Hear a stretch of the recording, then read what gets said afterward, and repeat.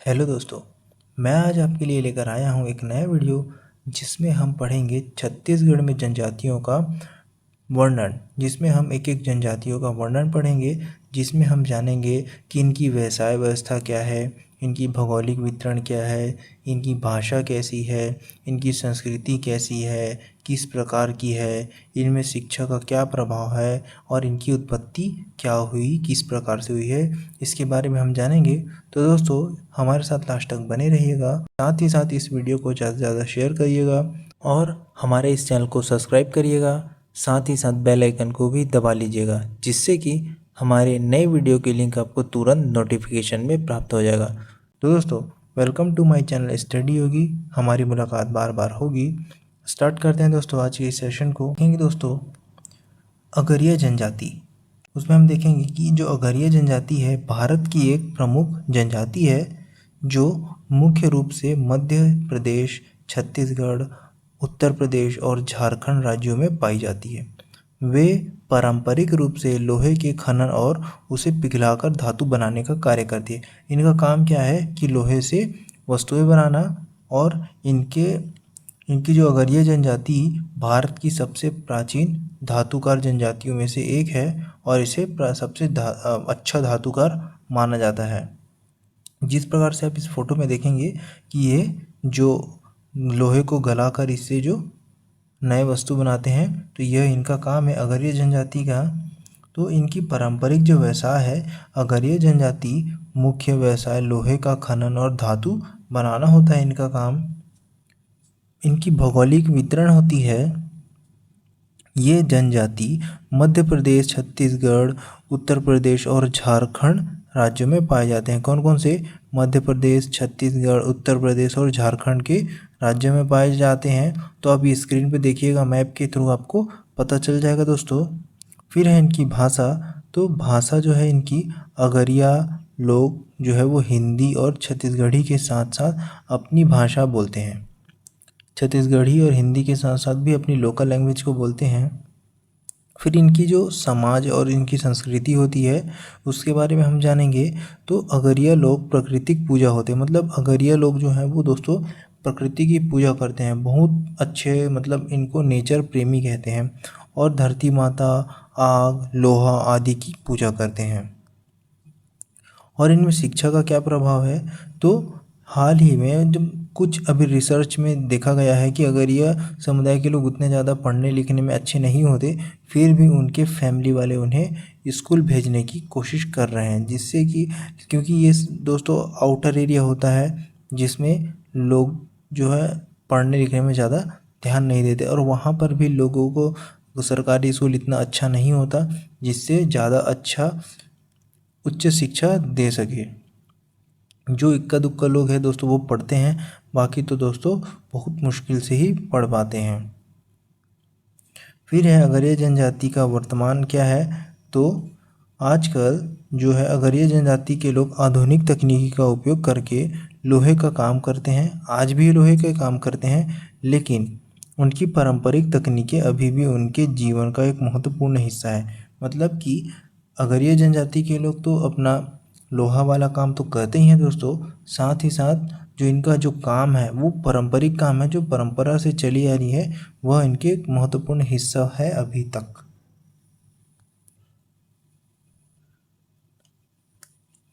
फिर इनके बारे में कुछ तथ्य जानेंगे, जानकारी देखते हैं दोस्तों। फिर है अगरिया जनजाति को भारत सरकार द्वारा एक विशेष पिछड़ी जनजाति के रूप में मान्यता दी गई है। फिर अगरिया जनजाति गुजरात में पाए जाते हैं। जो गुजरात में पाए जाते हैं वो नमक बनाने का काम करते हैं। अब स्क्रीन में देखिएगा। फिर अगरिया जनजाति के बीच कर्मा नृत्य, पकड़ी नृत्य, विवाह नृत्य जैसे पारंपरिक लोक नृत्य जो है वो प्रसिद्ध है, वहाँ के लोकप्रिय हैं अपने लोकल एरिया में।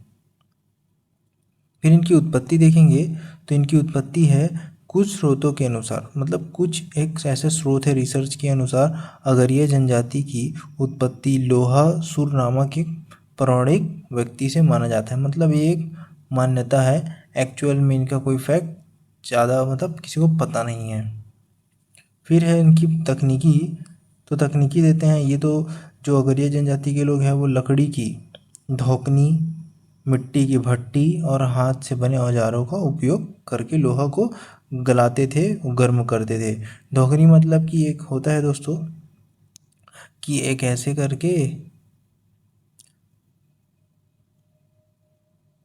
एक ये धोकने का होता है, यहाँ से प्रेशर निकलता है जिसे अप डाउन करके इसको हवा देते हैं जिसे आग बहुत तेज़ी से जलता है। ओके दोस्तों, समझ आ गया होगा आपको। तो दोस्तों अगला जनजाति है अंध।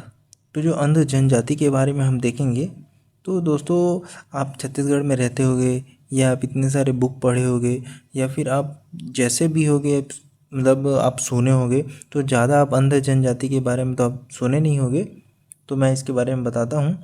तो छत्तीसगढ़ में अंध जनजाति नहीं पाई जाती। ओके दोस्तों, यह नहीं पाई जाती मतलब इक्का दुक्का होंगे दोस्तों, जो बॉर्डर इलाके में मोस्टली तो ये नहीं पाई जाती छत्तीसगढ़ में। मुख्य रूप से ये आंध्र प्रदेश और तेलंगाना में पाई जाती है। और जो अंध जनजाति है वो अपने आप को सातवाहन वंश के वंशज मानते हैं। तो अंध समुदाय को विशेष रूप से बहुत ही कमज़ोर जनजाति समूह के रूप में वर्गीकृत किया गया है या फिर माना गया है। यह जनजाति तेलंगाना के आदिलाबाद जिले की पहाड़ियों में पाई जाती है। ओके दोस्तों, फिर है इनकी जो उत्पत्ति कैसे हुई है। तो अंध समुदाय जो सातवाहन राजवंश के वंशज माने जाते हैं, मतलब जो अंध जो जनजाति का जो उत्पत्ति हम देखेंगे तो इसमें बोल रहे हैं कि दोस्तों की जो सातवाहन राजवंश है उनसे माना जाता है, जिन्होंने तीसरी शताब्दी ईसा पूर्व से तीसरी से दूसरी शताब्दी ईसा पूर्व तक ईस्वी तक शासन किया था इन्होंने, अंध जनजातियों ने। फिर इनका निवास स्थान देखते हैं। तो इनका निवास स्थान जो अंध मुख्य रूप से महाराष्ट्र के परभणी, नांदेड़, यवतमाला और अकोला जिलों में पाए जाते हैं। ओके दोस्तों, कौन कौन से, जो महाराष्ट्र के परभणी और नांदेड़, यवतमाला और अकोला ज़िले में पाए जाते हैं।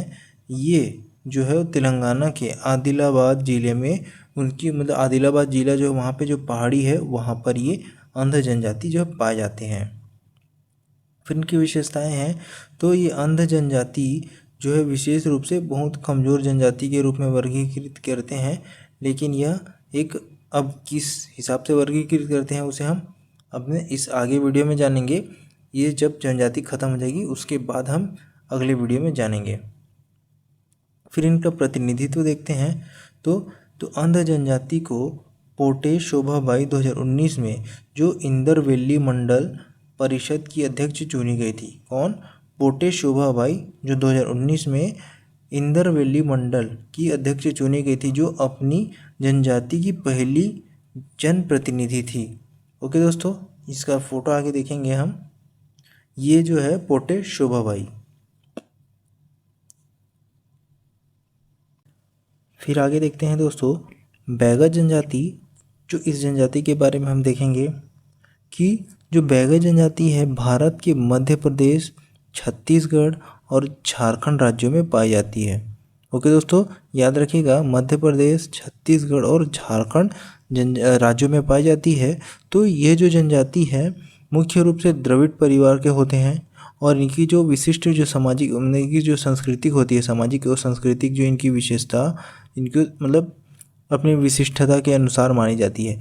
तो बैगा जनजाति को पृथ्वी का मूल निवासी माना जाता है और इनकी जो पारंपरिक जीवन शैली न्यूनतम और प्रकृति के करीब होती है। मतलब कि इसे कह सकते हैं कि जो ये 3 राज्यों में पाए जाते हैं, और भी हो सकते हैं बट मोस्टली मैक्सिमम यहीं पाए जाते हैं। ये द्रविड़ परिवार से हैं और ये अपनी विशिष्टता के लिए जो इनमें विशेषताएं मानी जाती है कि इनके जो सामाजिक कैसे हैं, संरचना कैसी है और इनमें जो मान्यताएं हैं, इनकी वजह से ये जो है वो विशिष्ट माने जाते हैं। वहीं जो बैगा जनजाति को पृथ्वी का मूल निवासी मतलब कि मूल निवासी मानते हैं, प्रमुख निवासी, और जो इनकी जीवन शैली न्यूनतम और प्रकृति के करीब मतलब कि ये प्राकृतिक प्रेमी होते हैं। ओके दोस्तों, फिर इनका जो निवासी स्थान देखते हैं। तो बैगा जनजाति मुख्य रूप से मध्य प्रदेश के मंडला, आप स्क्रीन में देखिएगा दोस्तों कि किस जगह में मंडला किस जगह में पड़ता है। डिंडौरी, बालाघाट जिलों में पाई जाती है। इसके अलावा छत्तीसगढ़, उत्तर प्रदेश, झारखंड और उड़ीसा राज्यों में भी इनकी उपस्थिति होती है। फिर इनकी उपजातियों देखेंगे तो इनकी जो उपजाति है बैगा जनजाति में कई उपजाति हैं, जैसे कि इनमें बिंझवार, नरोतिया, भरौतिया, नाहर, राय बहना और काड़ बहना जो इनकी जो उपजातियाँ होती है। फिर जो इनकी संस्कृति देखेंगे, सामाजिक संस्कृति, इनकी विशेषताएं, तो बैगा जनजाति अपनी पारंपरिक जीवन शैली, रीति रिवाजों और लोक कलाओं के लिए जानी जाती है। जो अभी मैंने बताया था यहाँ पे, तो ये अपनी जीवन शैली, इनके जो रीति रिवाज है और इनमें जो कलाएं हैं उनके वजह से ये बहुत ही प्रसिद्ध है। फिर जो बैगा जनजाति के लोग हैं जो गोदना जो टैटू बनवाते हैं, तो जो महिलाएं हैं एक महत्वपूर्ण पहचान है महिलाओं के लिए। यहाँ पे खासकर महिला ही जो है गोदना गोदवाती है। फिर जो बैगा जनजाति में विवाह, जन्म, मृत्यु और इनसे कई जुड़े संस्कार और रीति रिवाज में प्रचलित है, वो सब लोकगीत वगैरह हम ये लोग गाते हैं। और बैगा जनजाति में पारंपरिक चिकित्सा और धार्मिक प्रथाओं का भी महत्वपूर्ण स्थान है। मतलब कि जो बैगा जनजाति में जो खुद का एक लोकल में एक चिकित्सा भी होता है उनके खुद में, और उनके धार्मिक प्रथाएं भी खुद की होती है। ये है जो बैगा जनजाति। फिर इनकी आर्थिक जीवन के बारे में देखते हैं। तो जो इनकी आर्थिक जीवन है वो देखेंगे कि जो बैगा जनजाति मुख्य रूप से कृषि, वनोपज संग्रहण और पशुपालन पर निर्भर करती है। मतलब कि इसमें कृषि उपज, वनोपज को संग्रहण करना, रिस्टोर करना और पशुपालन में निर्भर करती है। तो इनकी जो भाषा है, तो बैगा जनजाति अपनी एक भाषा है जो बैगानी कहते हैं, जो छत्तीसगढ़ी और गोंडी भाषाओं का मिश्रण या उससे प्रभावित है। तो देखेंगे नोट है इसमें, तो बैगा जनजाति एक समृद्ध सांस्कृतिक विरासत वाली जनजाति है। समृद्ध, प्रसिद्ध, एक जो जाने माने सांस्कृतिक विरासत वाली है और अपनी पारंपरिक जीवन शैली को बनाए रखने के साथ साथ आधुनिकता को भी अपना रही। मतलब कि जो जनजातियां हैं वो अपनी जीवन शैली, मतलब जो उनकी परंपरागत जो चल रही है उस जीवन शैली को तो दोस्तों ये मानते ही हैं, साथ ही आधुनिकता को भी अपना रहे हैं। ओके दोस्तों, जैसे ये है, ये जो माथे में गोदना है दोस्तों, हाथों में गोदना है, ये पूरा शरीर में गोदना गोदवा लिए हैं। और ये इनकी जो है वो आभूषण जिसे ये पहनते हैं। फिर अगला जनजाति है भैना जनजाति, जिसमें जो भैना जनजाति एक आदिवासी समुदाय है जो मुख्य रूप से छत्तीसगढ़ में पाया जाता है। ओके दोस्तों, ये किसमें? छत्तीसगढ़ में पाया जाता है। यह जनजाति छत्तीसगढ़ के रायगढ़, कोरबा, जांजगीर चांपा, आप स्क्रीन में देखिएगा, बिलासपुर और मुंगेली में रहती है। कौन सी? भैना जनजाति। इनकी उत्पत्ति देखेंगे तो भैना जनजाति की उत्पत्ति बैगा और कंवर जनजातियों के मिश्रण से हुई है। ओके दोस्तों, किनके बैगा और कंवर जनजातियों के मिश्रण से हुई है। फिर वही है जो इनकी भाषा है, तो भैना जनजाति की मुख्य भाषा छत्तीसगढ़ी है। फिर जो इनकी आजीविका, जो जीने खाने के लिए जो इनका व्यवसाय है देखेंगे तो इसमें क्या है, तो भैना जनजाति के लोग मुख्य रूप से शिकार और जंगली कंदमूल इकट्ठा करके अपनी आजीविका चलाते हैं।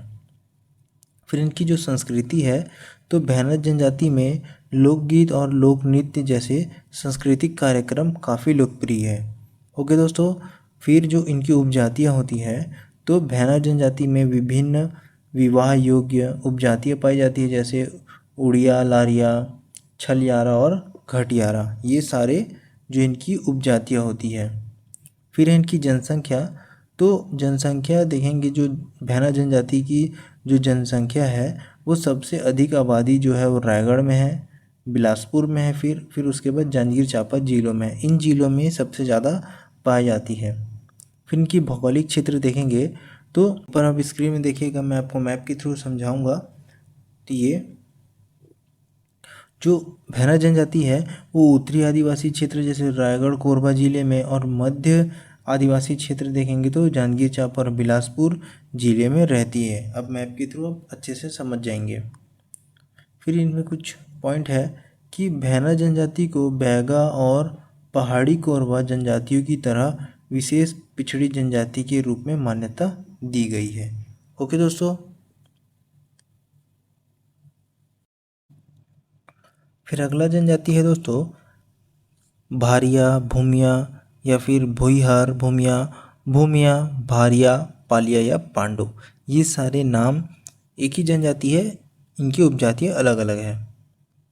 फिर देखेंगे भारिया जनजाति मध्य प्रदेश की एक प्रमुख जनजाति है जो विशेष रूप से छिंदवाड़ा जिले के पतालकोट क्षेत्र में पाई जाती है। उन्हें एक विशेष रूप से कमजोर जनजाति के रूप में शामिल किया गया है। इनका जो निवासी स्थान होता है भारिया मुख्य रूप से छिंदवाड़ा जिले के पतालकोट में रहते हैं, जो एक अलग ही घाटी है। इनके लिए एक अलग ही घाटी है, इनका वहाँ पर रहते हैं। तो इनकी जो विशेषता है, वे द्रविड़ भाषी जनजाति है, पतालकोट में अपनी पारंपरिक जीवन शैली और रीति रिवाजों को बनाए रखे हुए। आप यहाँ जाओगे तो आपको इनकी रीति रिवाज, शादी में गाना, जन्म में गाना, इनका परंपरा से जो चलता आ रहा है पारंपरिक, वो ये अभी भी फॉलो करते हैं। इनके औषधि ज्ञान भी है इनको।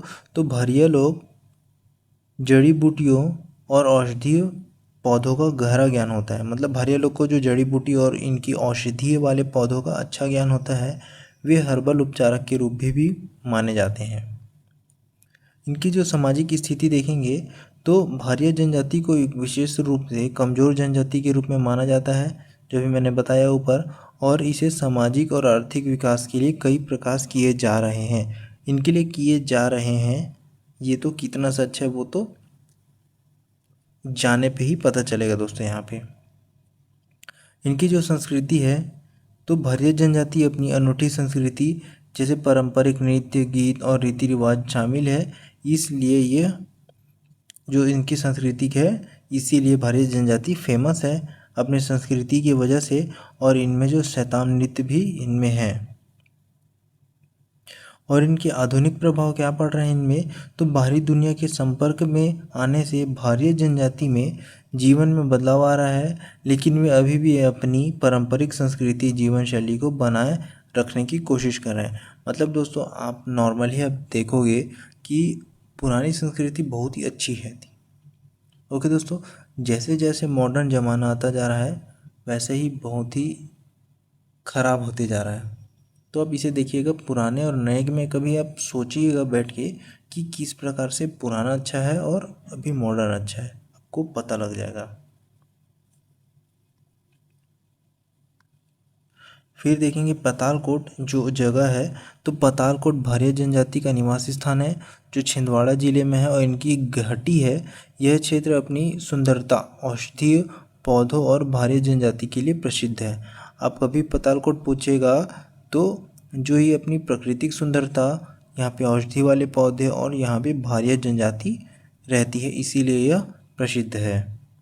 फिर भारिया जनजाति के लिए जो विकास का प्रयास किया जा रहा है, तो मध्य प्रदेश सरकार और विभिन्न स्वयंसेवी संगठन जो है भारिया जनजाति के लिए विकास का काम कर रही है, जिसमें शिक्षा, स्वास्थ्य और आर्थिक विकास भी शामिल है।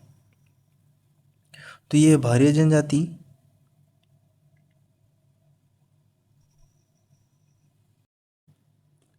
हमारा अगला जनजाति है भतरा जनजाति, जिसमें हम देखेंगे भतरा जनजाति जिसे भटरा नाम से भी जाना जाता है, छत्तीसगढ़, और यह छत्तीसगढ़ और उड़ीसा में पाई जाती है। और जो जनजाति जो है बस्तर क्षेत्र, छत्तीसगढ़ के बस्तर क्षेत्र में विशेष रूप से पाई जाती है।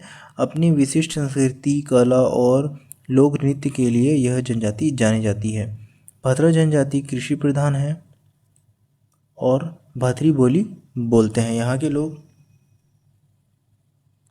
तो ये इनका जो निवास क्षेत्र है, तो भतरा जनजाति मुख्य रूप से छत्तीसगढ़ के बस्तर, कोंडागांव, सुकमा जिलों में और उड़ीसा क्षेत्र में पाई जाती है। स्क्रीन में आपको मैप दिख रहा होगा, उसमें आप देखिएगा। फिर है जनसंख्या, तो 2011 की जनगणना के अनुसार छत्तीसगढ़ में भतरा जनजाति की जनसंख्या लगभग 2,13,900 है। और इनकी जो भाषा है तो भद्र जनजाति की बोली भद्री होती है, जो ऑस्ट्रिक भाषा परिवार के से संबंधित है। किस भाषा से? ऑस्ट्रिक भाषा परिवार से संबंधित, जिसमें जो ऑस्ट्रिक भाषा परिवार है इसमें मुंडा भाषा, मुंडा और खासी और संथाली, ये भाषा इसमें शामिल है। ओके दोस्तों। फिर है संस्कृति इनकी, तो भद्र जनजाति नृत्य संगीत नाटक प्रेमी होती है। जो भद्र जनजाति होती है नृत्य संगीत और नाटक प्रेमी होती है। उनकी संस्कृति उनके त्योहारों और पर्वों में झलकती है। ओके दोस्तों, जो इनकी जो भद्र जनजाति की जो संस्कृति है वो उनके पर्वों में झलकती है। जब आप वहाँ पर जाओगे उनके जैसे जैसे त्यौहार आते हैं तो वह उनके दिखाई देता है कि इनकी जनजाति किस किस प्रकार से है। फिर इनकी गतिविधियाँ देखेंगे तो गतिविधियाँ में जानेंगे हम भद्र जनजाति मुख्य रूप से कृषि पर निर्भर है, लेकिन वे कंदमूल, वनोपज, शिकार और मजदूरी भी करते हैं। सामाजिक संरचना है तो भद्र जनजाति में पितृसत्तात्मक, पितृवंशी और एक विवाहवादी परिवार प्रणाली पाई जाती है। मतलब इसमें पितृसत्तात्मक है, पिताओं की इसमें चलती है, और यह एक विवाहवादी है, सिर्फ एक ही विवाह किया जाता है, मल्टी विवाह नहीं है इसमें अनेक। इनमें धार्मिक प्रथाएं हैं तो भद्र जनजाति फूलमती माता, शीतला माता, हिंगलागिन माता, जो परदेशिन माता, दूल्हा देव और अन्य स्थानीय देवताओं की पूजा करते हैं ये। फिर इनमें त्यौहार है तो भद्र जनजाति आमूस या नुआखानी, या जिसे नवाखाई बोलते हैं, या फिर दिवाली जैसे दिवाली ये त्यौहार मनाते हैं। ये नवाखाई मतलब नवाखाई,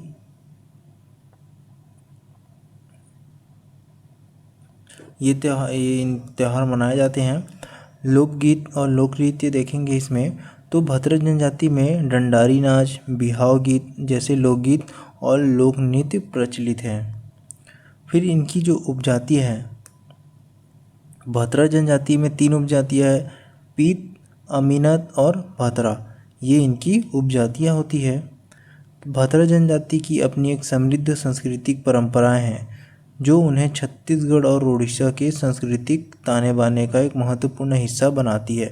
मतलब कि जो यहाँ पे जो जनजाति रहती है और उड़ीसा में जो जनजाति रहती है, वो दोनों के बीच एक संपर्क बनाने में एक महत्वपूर्ण भूमिका निभाती है।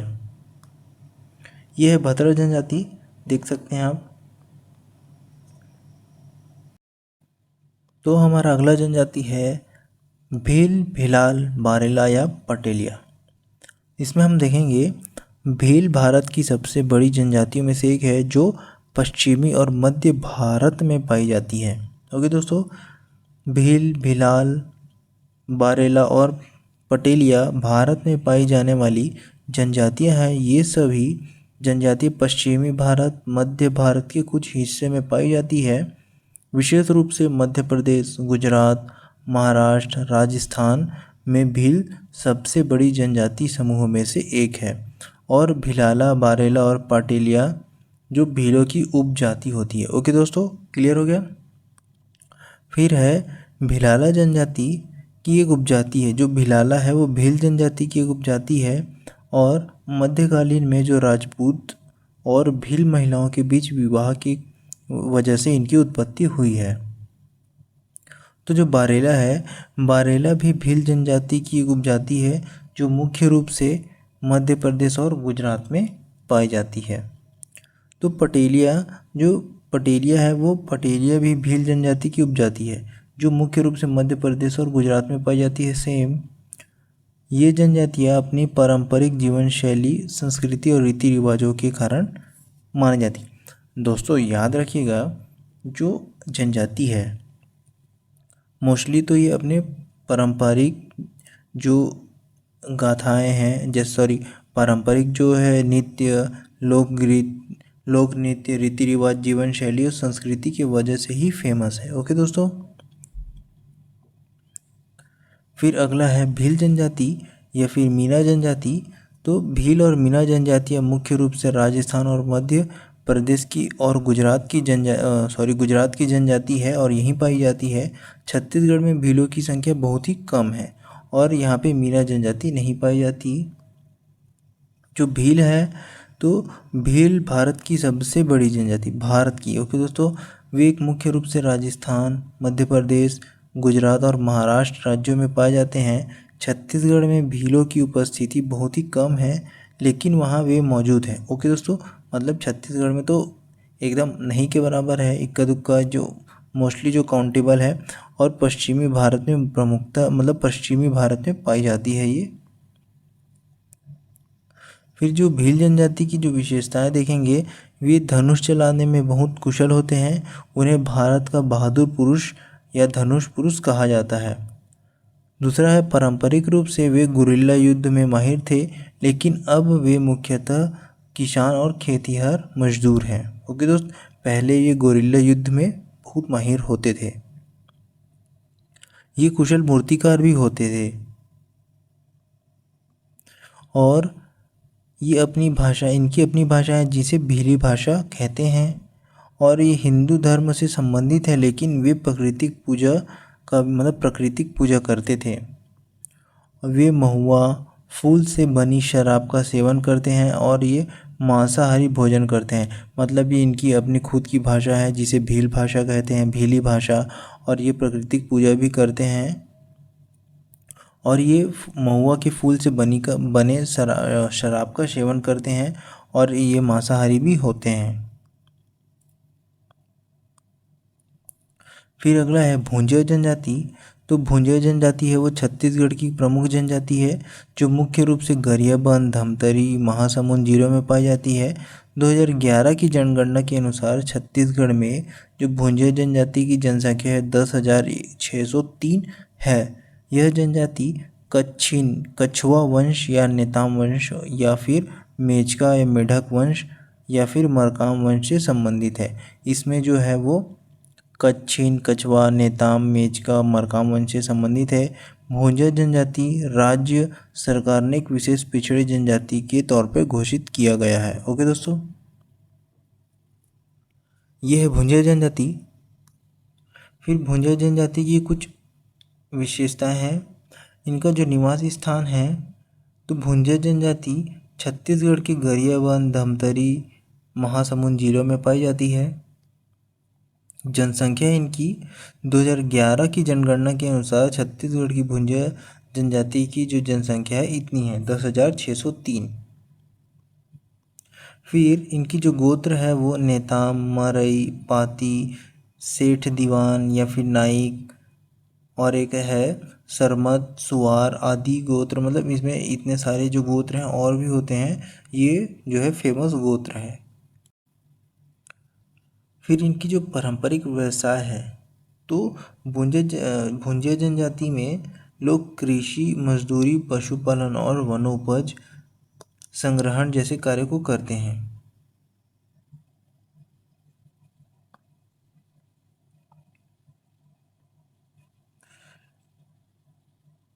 और इनकी जो सांस्कृतिक प्रथाएं देखेंगे तो भुंजय जनजाति में कुछ अनोखी सांस्कृतिक प्रथाएं हैं, जैसे कि ये जो है रसोई घर को लाल बंगला कहते हैं और बाहरी व्यक्ति द्वारा कोई छू लेता है तो उसे ये मतलब उस जगह को यूज़ ही नहीं करते, उसे नया बनाना पड़ता है वो उनके किचन या फिर रसोई घर को।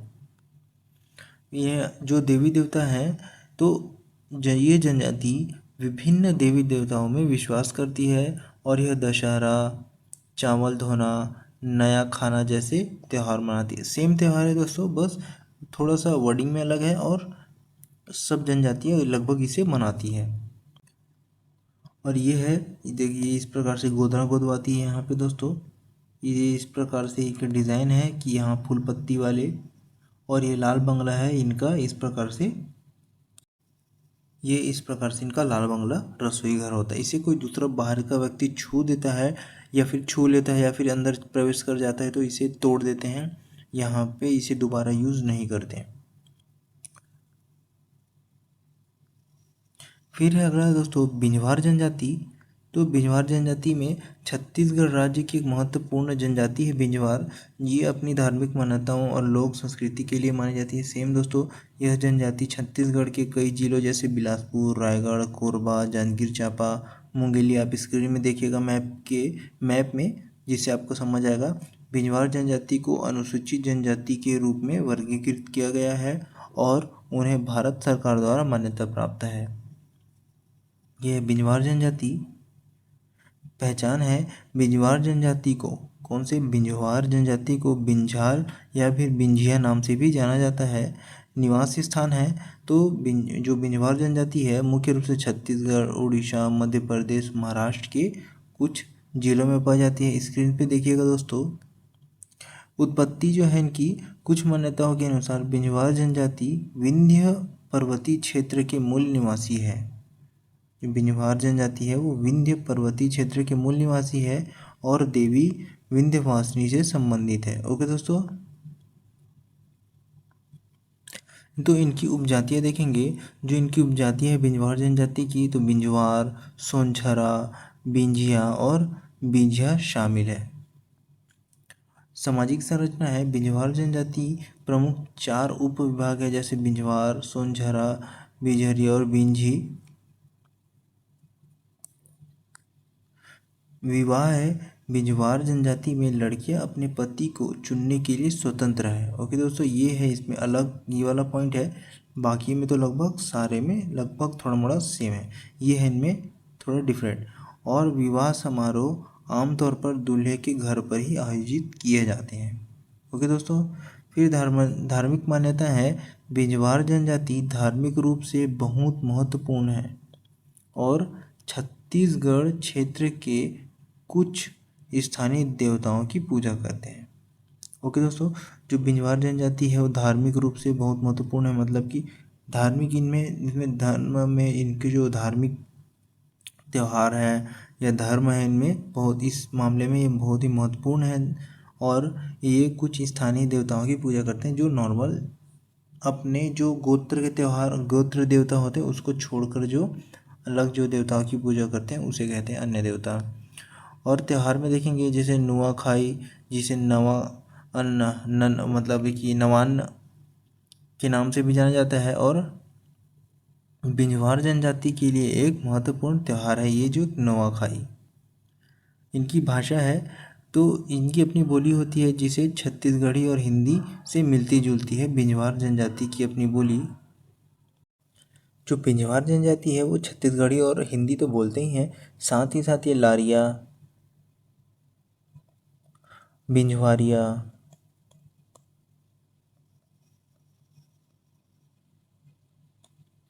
उसके बाद सदरी और फिर है उड़िया, ये सारे जनजाति, ये मतलब ये जो जनजाति है ये सारी भाषा बोलते हैं थोड़े थोड़े कुछ जगहों के हिसाब से। ओके दोस्तों,